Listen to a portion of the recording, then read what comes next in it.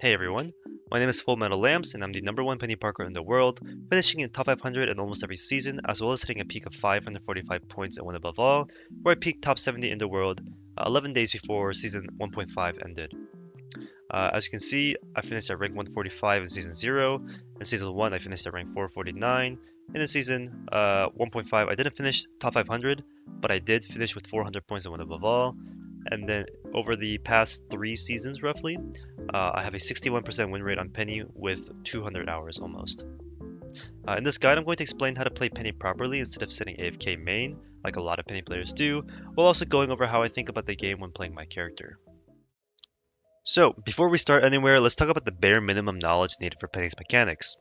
1. Webs provide healing, overhealth, and move speed increase, and this takes you from 750 base HP to 900 HP. 2. Webs do not have to touch each other to be connected to the nest. 3. Your nest cooldown is completely dependent on how much HP it has. At full HP, it's going to have a 0-second cooldown, and when it's fully destroyed, it's going to have a 15-second cooldown. 4. Drones and mines are different. Drones spawn from your nest and ult over time, and they follow enemies around. They can also never be individually destroyed. However, mines can be destroyed out of the air or outside of webs, and they only stay in the location you personally throw them to. 5. The cooldown of her stun and movement ability is 3 seconds. 6. The cooldown of her mines is 4 seconds per mine, meaning she gets a full stock of 4 mines after 16 seconds. 7. Mines are invisible and indestructible inside any web, including your nest. 8. You can place up to 15 mines at any given time, and each one lasts 1 minute and deals 100 damage. 9. Her movement ability also creates a web. 10. You can only have 3 webs on the surface at any given time, not including your nest. 11. Your webs get replaced after another web is actually created on the surface, not if it hits a non-webbable object such as a shield or an enemy target. 12. Deployables such as the rocket beacon or the Loki lamp can take damage from her explosives only if someone triggers the explosives, as the deployables themselves don't trigger mines. 13. Turn down the sensitivity of her cyber bond to 1 in hero settings. This will make it less likely for you to web somewhere unintended. Finally, 14. Change your keybinds. Having to use a 3-second movement ability that happens to be right next to your D key or your right movement input is extremely uncomfortable. Personally, I've run with left shift as movement and F as nest. There are 3 main guidelines I always tell someone when I VOD review their Penny. 1. Playing defensively does not mean playing passively. 2. Your nest is not your lifeline. And 3. Do not use your ult. So, what do I mean by that first rule? While playing defensively does have a similar meaning to playing passively, there's a big difference between those two playstyles, and I think the biggest mistake a Penny player can make is confusing defense with passive. The reason why those two are different is because passive implies that you're not making any actions and that you're simply reacting to the enemy team or hoping that they make mistakes into your setup, essentially. And so you'll see a lot of Penny players, they'll sit on top of their nest, they'll bunker down, they'll place all their mines and webs in one location, and they kind of just hope that the enemy team walks into those mines. And then when they see the enemy team doesn't do that, they pretty much just say Penny's a shit character because, you know, you just kind of have to hope that the enemy team walks in. But when you're playing Penny defensively, you still take those aspects of making the enemy team walk into your mines, your webs, making mistakes, getting kills. But this time you're not sitting there waiting for it to happen, you're actively making those choices so that the enemy team has pretty much no choice but to walk into those mines. So here's the recent game on Midtown I played in Season 2, and what you're going to notice is I'm not going to sit on the cart and kind of wait for the enemy team to walk into my nest. In fact, I'm not going to sit on my nest at all. So I go bottom here because I don't want to take a direct front fight with the enemy team, and instead I set up my nest for some extra health and movement speed, and I place mines and webs where I know the enemy team will drop if they get off the high ground. A couple tanks chase after me, and during that time the Luna Snow drops, which leads to her dying. I do die here as a result of the Emma Frost just choke slamming me, and I could have lived that if I played a little bit safer, but the point is, because I placed my nest and my mines down in a location where I know I was going to get a kill, we opened up that fight with a free pick under support, and now the enemy team is starting to fall over. And then in a couple seconds here, we're about to capture the first point with pretty much one solid team fight. And that's largely the result of me playing Penny. You know, if I never got that kill on that Snow, my Hela can't get a pick on the Magic. And then the Emma Frost doesn't fall over because they only have a Mantis for a healer. And then it's pretty free for us. Right, so in about 10 seconds, We capture first point with pretty much a free fight from me alone. And again, bunkering down with your nest as a Penny player is a valid playstyle in certain situations, but doing that the entire time and just kind of hoping that the enemy team walks neatly into your mines is a stupid way to play, to be honest. Because the enemy team just will not do that, especially as you get higher up in the ranks. And so what a lot of people fail to understand about Penny is that she can make any part of the map hell to walk through, but a lot of Penny players will only put it on the key locations, such as the point, thinking that'll win the game. But if you played Penny at all, you'll probably find some instances where you cover the entire point, the objective, the payload, whatever with mines, and then you lose the fight, you lose the next fight, you just can't win any fights. And that's largely due to your mistake in playing Penny passively and confusing it for playing Penny defensively. So, some of you may have noticed already, but there is a unique playstyle to how I play Penny on attack, and it's basically that I'm playing Penny defensively, if that makes sense. You know, I'm still off-angling, being aggressive, setting up traps and cutting off angles, but if you really think about it, look at where I'm at. I'm basically playing on defense side here, and the enemy team is playing attack, right? Because now I flipped the map, now they have to walk towards me to kill me if I'm in their backline. At the same time, because I set up a trap, they walk into it, and then the Lunasto instantly dies. And so it doesn't really matter that I die here, because my attack spawn is a lot closer than the defense spawn, but I'm still taking advantage of the fact that I'm playing Penny like I would player on defense. But instead of just sitting on cart and hoping the enemy team drops down to stop us, I'm instead forcing the team to look at me instead of the rest of my team, and then force them to walk into the mines and explode. And just thinking about the fights differently like this, positioning yourself in a defensive position, quote unquote, rather than an attack position, can make you take advantage of any part of the map, any part of the game, and take full advantage of your kit.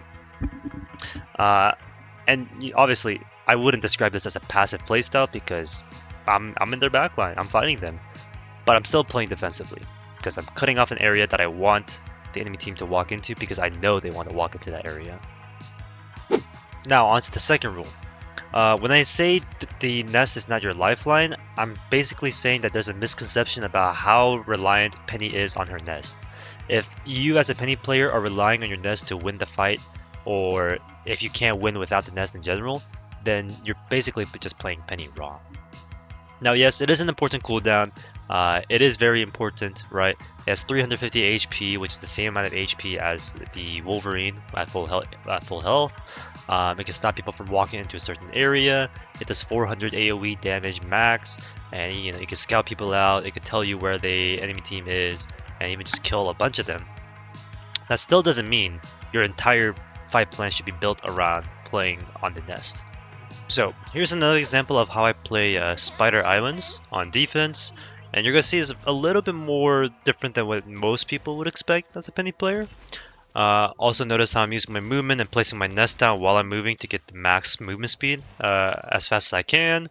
I'm placing some mines down where I know I want to place them ahead of time so that I can place the most amount of mines in the shortest amount of time as possible. So I'm placing some webs down where I know the mines are going to go, and these mines I'm putting them out more in the open, but where most people generally won't be looking at. So already you can see not a single one of my webs or mines are in the same location.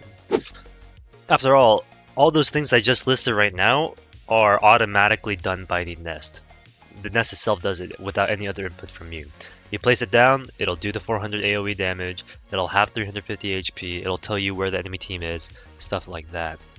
So of course, if you want to play into the nest, you can set it up with more potential damage with your mines and your gun, stunning people inside the web, giving yourself extra healing and movement speed, but you can also do that literally anywhere else in the map with your own webs and mines while not sitting on top of your nest. So if you're sitting on your nest alone, then your range of where you're covering is really limited. Whereas if you have a nest somewhere and then your body somewhere and a couple mines in another location and another mine on the health pack and another mine on the choke, you're covering so many different areas that the enemy team has a lot less freedom with where they can go. So as you can see, I'm on the high ground with a web so I can get some healing and some movement speed. I have my web all the way over here with some mines that I'm main because I know the enemy team's going to walk there. The mines over here, they did some damage already to Isaac, if you can see. Just even 5 seconds back. Their Emma Frost takes a lot of damage from the mines. Just right about now. Right, even though there's no web covering it, because I know someone's usually going to walk around this corner without looking down on the floor. That's an instant 400 damage mine that I've done to the enemy team. And my nest back here, the reason why I put it here is to cut off anybody from walking through this door. I have a health pack that's safely covered by some mines if I ever need to drop down for it or for my teammates. If there's a dive character who's going to hit my supports in the back, they'll have this area to play into if they ever need it. And then if the enemy team ever makes it all the way to this part of the map, I can just extend some webs out, and then my drones will have built up enough drones. My nest will have built up enough drones to do that 400 damage max potential. And I don't necessarily need my nest to be connected to all my webs here. If I were to put my nest maybe around this corner in this room or on top of this tree, yes, it might be more connected and I might have more of this area covered, but I might not necessarily need this area to be covered to do well on this map. And in particular, because there's so much high ground on this map specifically, it's kind of a waste for me as a Penny to not use it, because what can the enemy team do if they see a 900 HP target who's shooting down webs, mines, getting headshots onto them? They just can't really do much about me. And the more time they spend wasting, chasing me, shooting me, the less time and attention they put over here, especially because I don't want to play frontline as a Penny. If you're watching a couple seconds, more damage done. I already have 22% ult charge, placing some mines down, and I'm putting pressure. Already a pick on the snow. If I had placed my mines from down here, not only would have likely been shot out, but the snow might have already seen it. But because I'm shooting it from above where she's not looking at me, and she's not expecting me, the Luna Snow instantly died. And so limiting yourself to your nest is probably the second biggest mistake a Penny player can make, because it means that anywhere your nest isn't, you're not, which means anywhere else the enemy team can easily go through is open to them for free, which could be game losing depending on the situation. Remember, Penny's all about area control, so the less area you control, the worse off you might be. So I'll still sit up here, I'm still shooting down mines where I know I want to put them, and then again get another kill on Isaac. My nest isn't there, but I knew my mines are going to be useful there. Place more mines where I think anybody will walk through, kill the rocket. So already I got a triple kill. I didn't even drop below 600 HP until just now. 55% ult charge and 35 seconds at the start of the game, and I didn't use my nest at all. I didn't need to use my nest because I'm on the high ground and the enemy team can't really stop me, right? Is their rocket going to chase after me on the high ground by shooting me down? Probably not.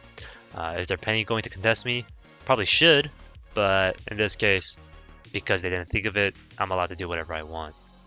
And again, if I'm playing up here where the Emma Frost is next to my Emma Frost, might not necessarily be the best play for me, because I might lose this out because their Emma's pretty good into Peni Parker if you're playing right in front of her, which if I was playing right around here, I would be. Even if I have my nest over here and I might be able to contest them a little bit more, it might not be the best for me. But depending on the situation, again, Penny is entirely situational. Maybe in this specific matchup with a Penny and an Emma Frost and no dive characters on the enemy team, the attacking team, I might have been able to place my nest up here and put a more aggressive nest angle rather than putting it back here. Because again, this is mostly for countering any dive characters, or if they're pushing me off the high ground and I need to drop down, I can play down inside this room. And so while I don't have an example of a dive character on the enemy team walking into my backline and getting blown up by the nest, like on this map, it's just important to understand that sometimes there are spots that are impossible to hold as Penny without the nest, and sometimes there are positions where you have to play on your nest, and that's the correct and only correct play. But when there are situations that require your nest to be separated from you, you're not playing necessarily on top of the nest, that's perfectly okay, and you need to understand that sometimes that could be the correct play, and putting your nest where you are might be the incorrect play. And so being flexible with how you're placing your nest and how you yourself are playing is an essential skill for a Penny, especially one if you want to play higher up where nest spots get countered a lot more easily and nest spots become more useless over time. However, there is one thing that can't be really flexible or usable really, and it's the ult. The ult, to put it short, is garbage. It's definitely the worst part of Penny's kit, apart from the multiple bugs she has, which I'm working on a separate YouTube video for. Like, it is actually the worst ult in the game, probably. You could argue it to be the worst ult or bottom 3 ults, maybe below Fantastic Ult and Scarlet Witch, which is a pretty low bar. It's the only ult in the game that makes a character actively worse when used because it denies your entire kit. I've got entire rounds where I don't even use my ult because it's so bad and unnecessary. So before we go on, let me mention the good parts of the kit. It gives you an instant 450 overhealth or shield on top of your existing for a max of 1350 HP. It gives you 70% movement speed increase. It gives you a 60 damage melee that knocks people up into the air. When your melee in your base form doesn't give you any knock up and it's only 30 damage.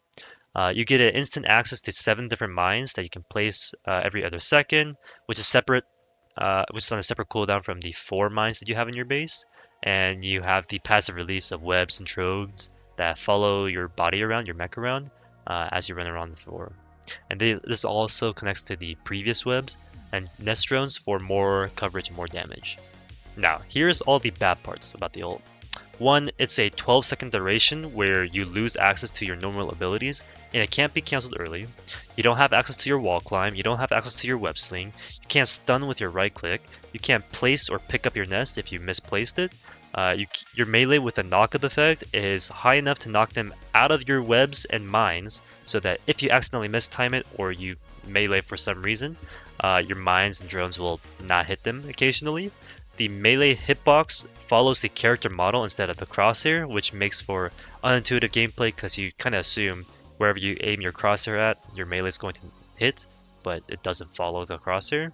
It has an extremely long animation start and end time, which means for a brief second or two, you're unable to do anything besides just sit there and wait for the animation to finish, which can lead to like just dying or losing your ult from it being cancelled. Again, you can't web stun with your right click. You don't have CC immunity, and the webs from your ult instantly disappear as soon as your ult ends, which means any drones or mines that were in those webs that were previously protected are now vulnerable or just disappear completely. In short, the bad far outweighs the good. Penny's ult is not even the most valuable or most impactful part of her kit. Those are going to be her stun, followed shortly by the zipline, her mines, the nest, and then finally the ult. If you perfectly min-max the 12-second duration, you can use 4 right-click stuns to cancel 4 different enemy targets or 4 different ults. You can zipline 4 different times across the map for a potential of 120 meters across with just the zipline alone. You can pick up and place your nest when you know it's going to be destroyed or when you know you need it in another location, all during the time span of your ult. Because again, it takes 12 seconds. Each of those cooldowns usually are 3 seconds or less. And so that's 4 potential ults you can cancel, or a potential dive you can stop by just placing your nest during the time of your ult. And so sometimes I'll just never use my ult, just because I know I can cancel another ult from the enemy team, like say an Iron Man who's waiting for me to ult, or a Strange who wants to Agamotto my team, but can't because he knows the potential risk of me stunning him out of his ult. So if you want to use your ult, there's a very few scenarios where you would actually use it. One would be if your nest is at full capacity. It takes 15 seconds after you place it for it to be maxed out with those 400 damage drones. And so placing your nest and using ult immediately after you place it isn't as valuable as you think it would be, because by the time your ult ends, that's when it would start to get close to having more than 300 damage with the drones from the nest, which means you're missing out on potential damage just because you're pressing Q as soon as you place your nest. Because again, it takes it's an overtime type of ult, overtime type of ability where you have to use it after it's built up a while. 2, you would use it when you're going to die and you need it to live a little bit longer in the fight where you have no other options. Let's say you can't get a health pad, you can't run away, you need to stall for just even 5 more seconds. That's when you would pop your ult. 3, you're stalling overtime and stopping them from touching the objective, so you run around the point just so the enemy team can't just freely walk into your mines and webs. 4, the enemy team has no ults you can actually cancel, and so since there's nothing to stop you, or nothing that's more important for you to cancel, you can just use your ult just to do a little bit more damage and live a little bit longer. In a 5, you would use it against isolated individuals who can't do anything about your giant mech. Usually the backline supports, say a Luna Snow. If you use your ult on her, she usually can't stop you. Now, what you should never do with Penny's ult is start a fight with Penny's ult. That's pretty much the worst way you could go about winning a fight or winning any game with Penny, is by basing your attack plan with the ult. Because the ult is so bad, it takes so long to do the animation, it takes a long time to really even set up properly to get those kills. So if you're using your ult to start a fight, you've already started the fight wrong and it's gone something's gone horribly wrong in that game. When you start a fight with your Penny ult, that usually means that no cooldowns from the enemy team has been forced out, and because you're not CC immune, that means literally any stun from the game, a Bucky Hook, a Luna Snow, a Thing Stun, all of those things can easily be shot at you because you're a giant mech, and you don't really have any defensive capabilities when you're ulting, so you're a very big target to the enemy team. And because you haven't brought out any of those cooldowns, you're gonna get shot down really easily, killed really easily, and then your nest disappears, you can't stun anybody for your team's down a tank, all of that. So your already useless ult becomes more useless, and when instead you could be baiting out abilities with your nest and your mines and your webs, and then ult after to clean up some kills or do some follow-up damage if you know you're going to be able to confirm some of those kills with your ult. And so if you follow these 3 guidelines alone, that'll already grant you the biggest source of progression in your Penny gameplay, but there's still a lot more to cover. So for those who are unaware, Penny's team up got changed in Season 1.5. It used to last 4 seconds for a 50% damage reduction with CC immunity, but now it's been buffed to 2 seconds of full immunity and CC immunity. So this means no amount of CC or damage can affect you when you use this ability, and it's only on a 30-second cooldown. So with the Venom Team Up, as long as you press C, you'll be CC immune, so nothing can stun you, nothing can freeze you, nothing can hook you out, and then you also take no damage, so a Scarlet Witch ult does nothing, a Iron Man ult does 0 damage, etc. So this greatly increases Penny's survivability, and also allows her to body block attacks for her teammates if she ever needs to body block. There is also an additional effect with Penny's Venom Team Up, where it does 50 damage at the start, and then every second after that, leading to a total of 150 damage during that 2-second time span. While that damage is useful, the main use of the Team Up should simply be to stay alive a little bit longer and push back others who are too close to you, such as maybe a Wolverine, let's say. So instead of using the team up like you would as a Spider-Man to get a quick kill on a squishy target, you usually hold onto the team up until you're low HP and you need to live, or you know there's a big source of damage coming your way and you can't survive it any other way. So you just use your team up to just tank it, get hit with absolutely no damage, survive, or even just body block for your teammates. And then with that CC immunity, you can also use it to avoid abilities such as Jeff's ult eat, his swallow, or maybe an Agamotto from the enemy Strange, in case you can't stun it, let's say, or even just to like live 2 seconds longer if a Punisher's shooting you down. But again, like if you were a Spider-Man, you might use the combo, and there might be some use in a situation where you're in a closed room with the enemy team, or you need to get a kill on someone and you need that extra 50 damage, but you don't have a mind or a nest, or it'll take too long for you to shoot your gun, stuff like that. Then you can use it, of course. But for the most part, you want to be using it to avoid abilities from the enemy team, or just to stay a little bit longer. If you look at the health bar when I'm using the team up, there's a yellow border around the 750 HP, and then now it's white. There's no border around it. That yellow border means that you're CC immune, and this applies to any other character in the game. So during this time, I can't get frozen by Luna Snow, the Thing can't stun me out while he's using his Clobber, Strange can't Agamotto me, etc. Now onto the nest. It builds on the previous point about how the nest isn't as important as you think it is. More specifically, where you place your nest isn't as important. It can follow me anywhere, right? I can place it right over here. I can place it on the high ground if I ever need to go. I can zone off a tight choke, let's say down over here. Use it to block off this area and lock it down. I can use it to dive the enemy target, their backline, or even just 1v1 a target with my nest down to give me movement speed, healing, and some passive damage over time. And so the most common way people play Penny is to place a nest, set up a web, and throw some mines down, and never move it around the nest or change the location because it is in a quote-unquote good nest spot. And I see a lot of people asking me when I'm gonna make a nest spot guide, or which spots are the best spot in the map to place your nest. And 90% of the time, maybe even close to 99% of the time, there are simply just no good nest spots. Especially as you go up higher in the rank, where higher up in the ranks, where people will start to counter your nest spots or find ways to get around it. And you simply have to go off of what type of map it is, which individual map it is, what the enemy team comp looks like, what your team comp looks like, to see how to best place your nest. Because there's really no one good answer. And that's a big weakness of Peni, is that sometimes there might not be a very clear answer, or there might only be one that's a little bit better, or one that's drastically better. And until you go into that situation, it's going to be very hard to figure out which one will be the best. And so the game isn't very Peni friendly with the map design, and that's a good thing, realistically. But that does mean that you have to put a lot more effort and work into making the nest spot work, or sometimes acknowledge that maybe finding a nest spot isn't the correct play in the first place. Being flexible with your nest is very important as a Peni. So, what are some ways to use the nest?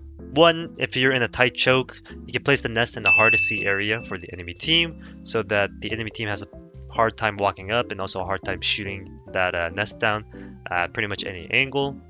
Two, you can use it to claim high grounds, where you place the nest in an area where the enemy team can't shoot at it from below, and they would have to walk into it to destroy the nest in the first place.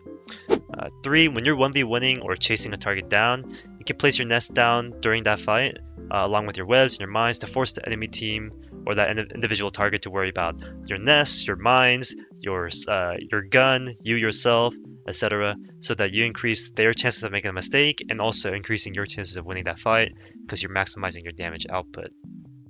Also, if you do that properly, rarely do you ever lose a 1v1 just because you have so much to your kit that the enemy team has to worry about, and most of the time, they can't really do anything about it. Also, the nest itself can act as a barrier. It's a deployable, and so it can body block people. And so if you use it to put it in a location where the enemy team is going to walk into it, they literally won't be able to jump over it or walk around it if you place it in the proper position. And you can even use it to just body block enemy characters, like, let's say, the Thing. If he's trying to charge onto the point, place your nest down in front of him, body block with your right side, and then he won't be able to move. 4, you can expand the range of the nest by connecting more webs to it, and this will allow you to place it around the corner and then still do the same amount of damage with the nest and cut off a key location for the enemy team. 5, at the same time, expanding the range of the nest can also make it worse, because this means it has to travel further for the drones to do damage to a specific target, and they might be able to get away with it. So what you want to do sometimes is make the nest location smaller, more specific, more concise, and this will kill a target more easily because the drones have less time to travel to a specific location.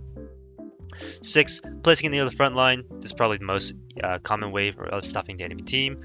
They just can't walk into the main front.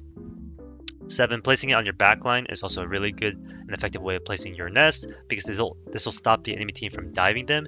It doesn't really matter that you're now protecting the front line, quote unquote, if the dive comp of the enemy team isn't able to kill your supports, and now their entire team falls apart. And then finally, 8, cutting off the escape route for the enemies by placing it where you know they're going to go if they ever have to back up. And so if they press S, walk backwards, try to escape, run away, whatever, if you have it where you know they're going to escape through, then you're going to be able to block them off both figuratively and literally. The difference between a good Peni and an average Peni is knowing where and how you want to use your nest very quickly. The faster you place down your nest, the more drones you're going to produce and the more damage you're going to do over time. It takes 15 seconds after you place your nest to produce 10 drones for 400 damage total, because it only drops 2 drones every 3 seconds for 40 damage per drone. So the longer you set up, the less time you have before the enemy team starts to walk into your nest, the less damage you're going to be doing to them, and that's going to be the biggest deal breaker between whether a nest spot is good in the first place. Fun fact, her nest isn't LOS based. What I mean is, as long as you're just within that web visually, you are going to be hit by those drones. and they're going to track you through whatever it takes. So this means that any webs produced from the nest that still goes through the walls, such as a root wall, or on specific maps like Hell's Heaven Frozen Airfield or Burn into T'Challa's Stellar Spaceport, there are specific locations where the wall itself doesn't cut off the web and the webs go through. And while this is probably an unintended bug, they're still in the game and you can still use them. So I take advantage of this fact, and my drones will go through the wall even though typically they're not supposed to be able to do that, and then they'll catch enemies off guard, or they'll just do damage to them and they won't be able to stop it unless they find the specific location where the nest is and find the angle to break them.